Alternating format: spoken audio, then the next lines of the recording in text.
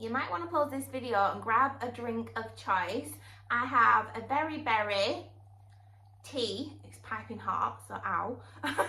And I've got a couple of slices of lemon in there as well. So yeah, I'm loving these at the moment in the autumn time. But yeah, grab yourselves a tea, a coffee, or a wine if it's the evening when you're watching this, because I think this might be a little bit of an in-depth long one. Oh, that's very hot, so I'm going to leave it there until it cools down a little bit. So I have got my trusted little notebook here, and in here I have a load of questions that you guys have been asking me across videos, in comments. I did do a question box on my Instagram as well, which I normally do. And yeah, I did say in another video that I love doing these Q&A videos with you, and we can sit down, have a cup of tea and a right good catch up. I just feel like it really helps us to connect. It helps you to get to know me a little bit more, answering all your burning questions. Some of them are really funny, like I was reading out the questions to hubby the other night of what we've got for today's video, and like we were both really laughing because it's really funny what people want to know. Like you wouldn't necessarily guess the questions that people were going to ask you. You'll see what I mean. Have you got a drink? Good. Okay, let's get straight into the video. Why don't you wear a wedding ring? First of all, as if you're noticing little details like that, but I enjoy the attention to detail as well. So that's a really good question, and I don't know why I haven't really addressed it before on my channel. I just didn't feel the need to unless I got asked, obviously. But yeah, I don't wear a wedding band because when I got engaged, like literally years ago, I chose my own wedding bridal set. Now it was a set, it was from Ernest Jones at the time, and if I can find it on the internet, I'll pop it on screen for you now if it's still available, and I'll link it down below. As you can see, it was a set, so it was the diamond engagement ring, 1 carat, and then I had the band, but they fitted together perfectly. Yeah, because I was advised at the time that if you just chose your engagement ring first and then your wedding band later on when the time will come to get married, that it might not fit together on the finger. So then that panicked me into buying a full bridal set. Now this question's come up. I really miss my wedding band, but basically I got married, so I had both rings on and they just looked beautiful together. Like I said, I just miss the wedding band together now as well. I must have took it off for some reason. I can't remember the reason why I took it off, but this is why I don't take them off. And I lost it. I think it might have fallen on the floor in the bedroom. And yeah, I searched high and low, and I can't help but think I've hoovered it up at some point, and I don't know when, and the hoover obviously has been changed since and things like that. Yeah, and sadly I just lost it, and it's really unfortunate. It really upset me. I'm just glad that I didn't lose the diamond engagement ring, because the band was just like a little tiny band with like little diamonds in it. Anyway, I just haven't got round to replacing it. Like I said, I feel like I need to try on a few different ones that make sure they fit with my engagement ring. So that's why I haven't gone out and like replaced it just yet. Ooh, this one's a good one. Was I a difficult teenager, i.e. a wild child? And there's a straight answer for that, and that is, oh yes. I was a nightmare, in fact. I was awful. I actually cringe at the teenager that I once was. And I know all teenagers have their own like little quirks and things like that. I feel like mine was on a different scale, because I don't want to give myself any excuses, because there's no excuses for bad behaviours and things like that, and I definitely hold myself accountable for those times. Like, I am fully responsible of my own, you know, behaviours and actions. But in my defence, there is a plethora of reasons behind the way I was when I was younger, and it's clear as day now. I mean, if there's any like psychotherapists or therapists in any capacity watching this channel and they understood, you know, my background, you would see why I was the way I was. In fact, I could have been a lot worse. That's not me giving myself any excuses. I take full responsibility. I have repented for all of my sins, and that is between me and God. Yeah, and on that note, on reflection, in hindsight, now we're older and wiser, I can't be held accountable for those 5 years of my life. You know, when you think about a lifetime, you can't be held accountable for those 5 years. I had an underdeveloped frontal brain cortex, if that's what you call it, and I only knew what I knew, the way I was brought up after my grandmother, and the situations and circumstances I had no control over that I was in. But on reflection, now we're older and wiser and we've got hindsight, I just feel like I've probably achieved a lot of growth than somebody who weren't as bad as me. Do you know what I mean? Like, from where I was to where I am now, the growth is just incredible. And I hope God is proud of me. Jesus never sat with the saints, he sat with the sinners. But yeah, I was really, really bad actually. And that's all I've got to say about that. Oh, okay. Where do you see yourself in 5 years? What a good question that is. So what will it be? 2028? How exciting. I don't know. And I think that's where the excitement is. The fact that you don't know, but you're already working on it. Like, obviously, I'm very ambitious. And I don't think I'm too ambitious. Like, I'm not ridiculously ambitious where I think, oh, I'm going to be a billionaire in 5 years and I'm going to be sat in a mansion on a yacht. I mean, I'm very what's it called, reality. I'm a realist. But in 5 years, I'm hoping, let's put it out there, I'm hoping that we have achieved a good outcome in this renovation. Hopefully we will have moved on to our next house. Maybe I'll be in the dream house in 5 years. Who knows? How exciting though, but we're on our way anyway. So whether it takes 5 years or 10 years, that is the goal. But I see myself with animals. I see myself in the countryside. I just see myself living a really wholesome, good life. Like I said, I don't want a massive mansion. I want a period property. I want an old period property that we've renovated in the countryside, a little bit of land. I want a few animals. I want a nice kitchen garden. And I just want to be living a really good life. I want to be traveling with my husband, eating really good food. Yeah, and just living, you know? And what plans do we have for the garden?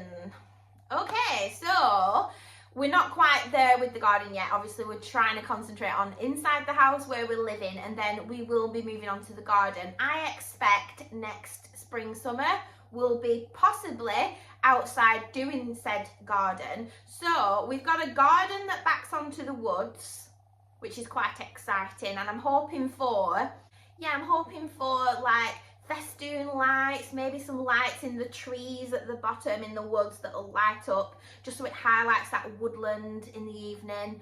Like, do you know what I mean? Like, because the trees are so tall out there at the bottom of the garden, because after the garden is the woods. So hopefully we can like put some lights in the trees that like light up, you know, uplighters in the trees. That would be a dream. I'm hoping to attract a lot of animals, woodland creatures.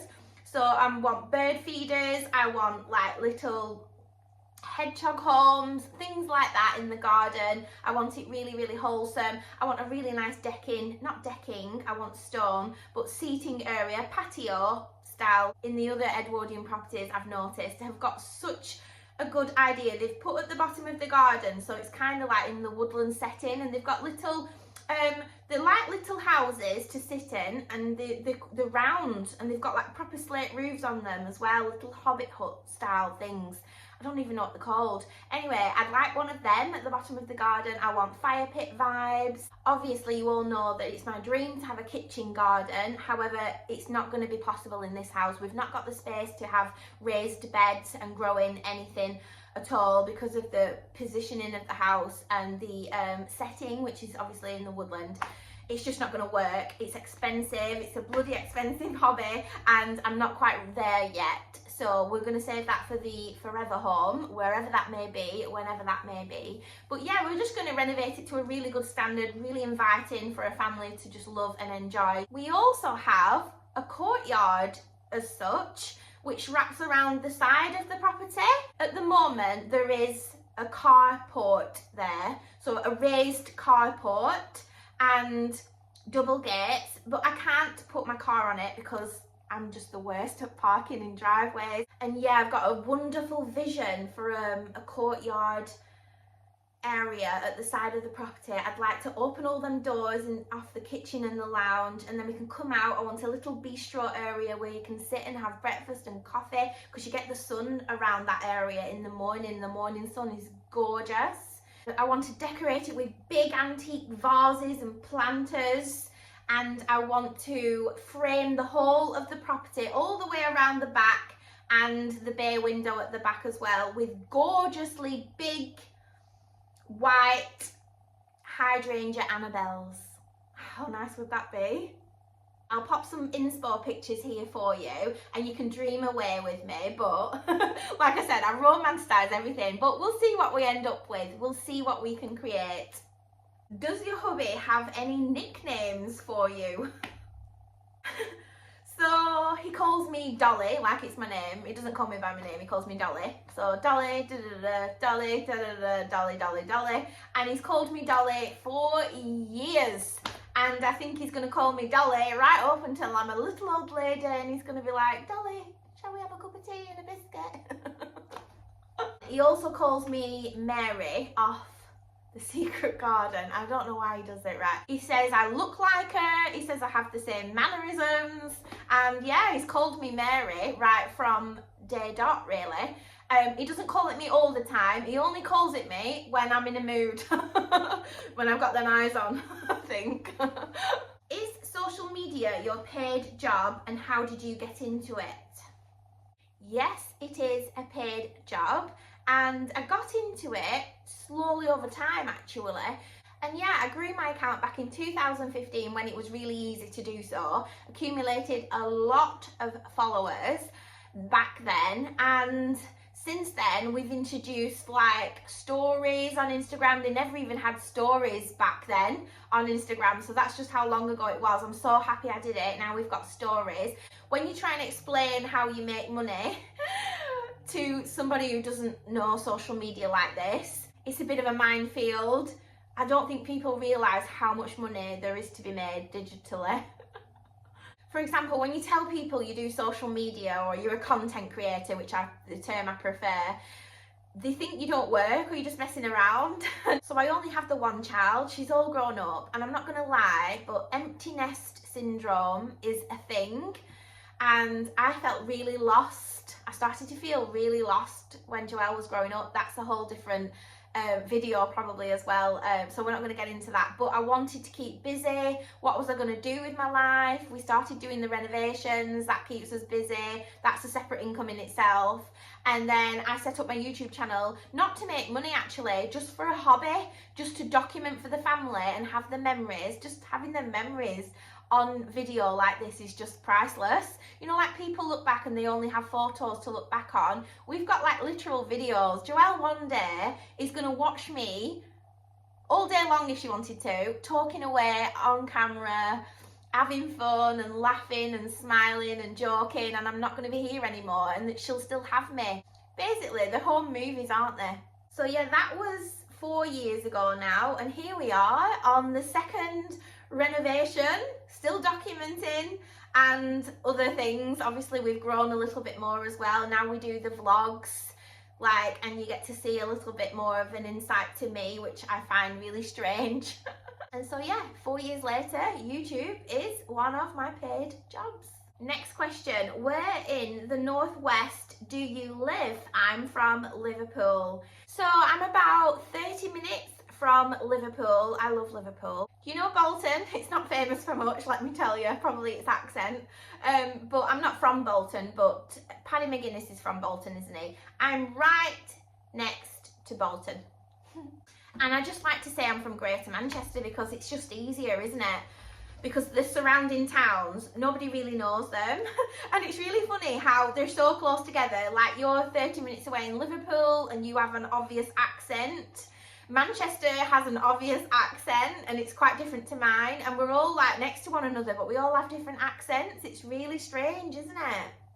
But yeah, just say I'm from Greater Manchester because it's easier. People know where that is.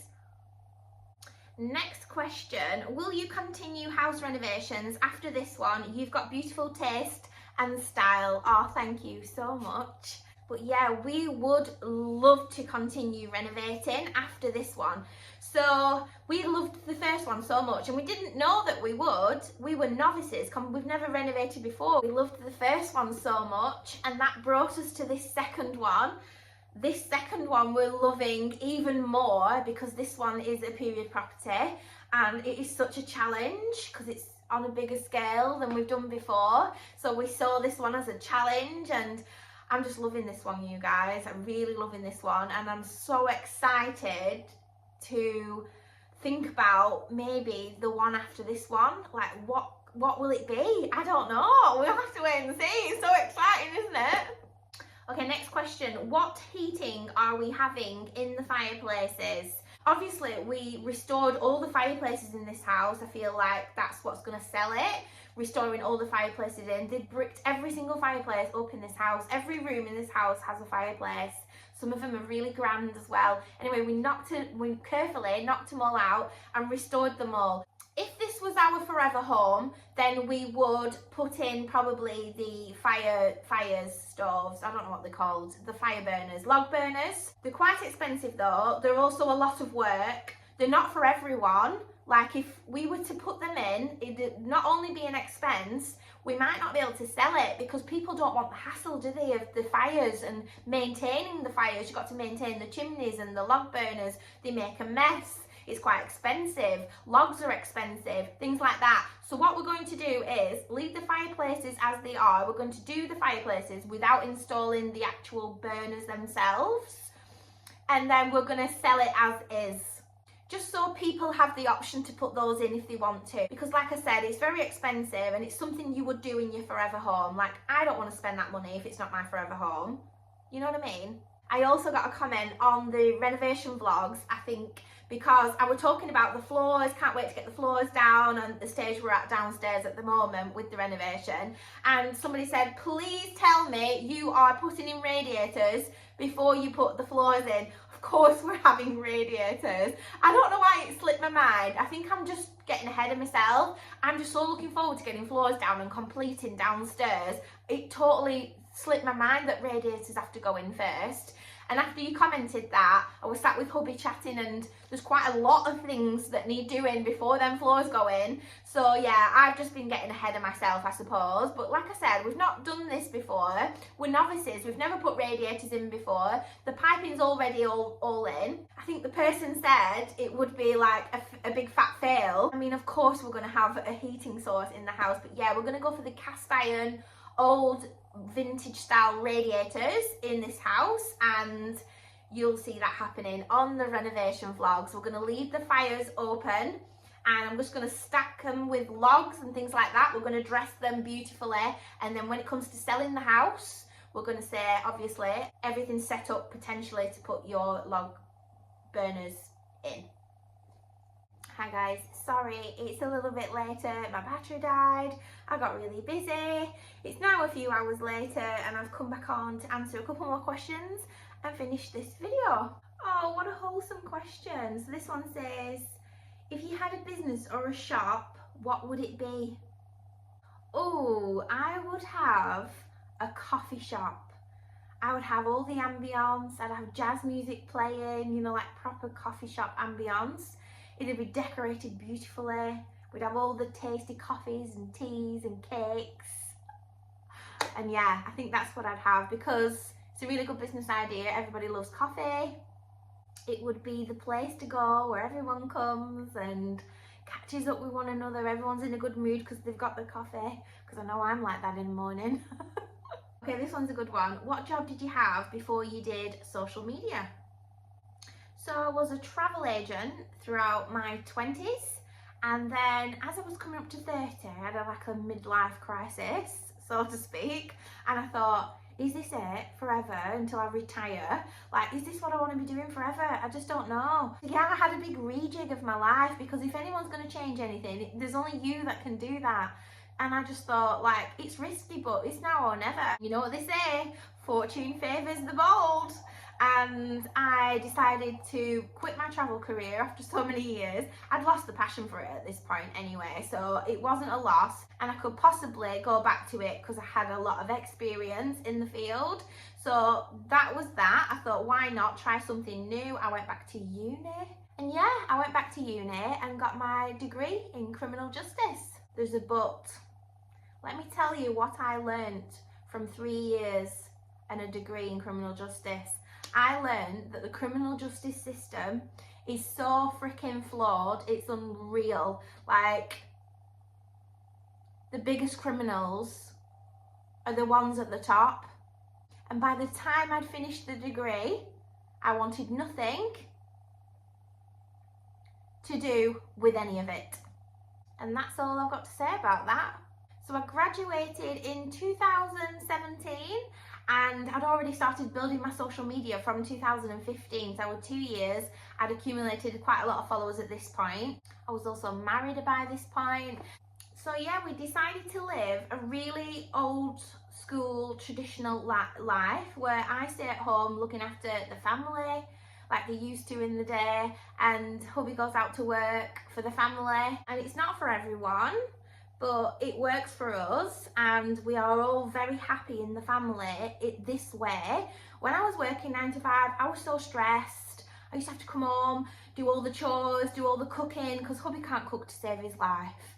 He just can't, and it would be a disaster if he even tried. So I'm quite happy to take on that role, but I can't go to work as well. I can't do it all. We're not super women. Now, I know we've been conditioned to feel like we can do it all, superwoman, but let's be honest here, we can't. I mean, let me just put this out there, right? Once upon a time, do you think some big fat cat government body was sat there going, how do we double our taxes? Let's empower women to make them feel independent and they can go out to work. And we can double our taxes. Like, I'm starting to feel like it was a bit of a trap, you know, we all fell for it. And now we're all out here acting like Tarzan, and our men are acting like Jane. And that's just my opinion. Now, I know that's a controversial subject. Maybe it's a discussion for another video in itself. Like I said, it works for us. I'm happy to take on that role. Hubby is happy to take on the role of being the man of the house, going out to work. And obviously, in today's age, we renovate the houses, which makes money. And I have my little digital empire, so to speak. I'm not a stressed wife. I'm not tired. Hubby's got a home-cooked dinner to come home to every single night. And they're simple men. They're simple creatures. That's all they want. They want to feel like men. They want to be clean, fed, and feel like a man of the house. Well, mine certainly does anyway. And that brings us to the end of another question answer video. I hope you all enjoyed this one. I'll meet you in the comments as usual, because I love to chat with you all down there. Don't worry if you missed out on asking me a question. If you follow me on Instagram, it's where I normally post a question box every now and again, ready for the next video. I do like to post these videos quarterly, probably. I think the last one was a couple of months ago as well, and answer all your questions. You can also leave them in the comments and I'll collect them over time as well. With all that being said, I hope you're having a great start to the week, and I will see you all hopefully in my next video. Bye guys.